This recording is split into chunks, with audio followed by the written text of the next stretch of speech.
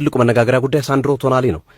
በጥር የዝውውር መስኮት አርሰናል ሳንድሮ ቶናሊ ለመውሰድ ጥረት ካረገ በኋላ በርካታ ክለቦች ገብተውበታል። ሲቲ፣ ማንቸስተር ዩናይትድ ይህ ተጫዋች ፈላጊው ነው መጥቷል፣ ጁቬንቱስን ጨምሮ ማለት ነው ሳንድሮ ቶናሊን። ዛሬ ደግሞ በትልቁ እየተወራ ያለው ማንቸስተር ዩናይትድ ነው። ማንቸስተር ዩናይትድ ከነ ካርሎስ ባሌባ፣ ኤሊዮት አንደርሰን እንደዚሁም ከነ ዋርተን አስቀድሞ ሳንድሮ ቶናሊን ቁጥር 1 አድርጎታል። ሳንድሮ ቶናሊን እንደሚለቅ እርግጠኛ አልነበሩም እስካሁን ድረስ፣ ያ መረጃው አልነበራቸው።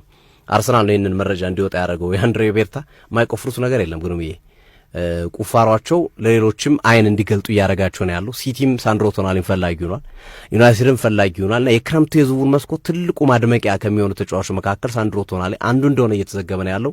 ዩናይትድ አሁን ከባሌባም ከኤሊዮት አንደርሰንም ከዋርተንም ከሁሉም አማካኞች በላይ ለካዝሜሮ ምትክ ለማድረግ ሁለቱም ቦታ ላይ ይጫወታል። በሜዳው የቀኝና የግራ የማጥቃት እንቅስቃሴ ወይም የተደራቢ አጥቂነት ሚና ይጫወታል። 6 ቁጥር ላይ ይጫወታል። በሁሉም ቦታ የሚመች አይነት አማካይ ነው ጣሊያናዊው ሳንድሮ ቶናሊና ይሄም ለተፈላጊነቱ ምክንያት ነው ተብሏል።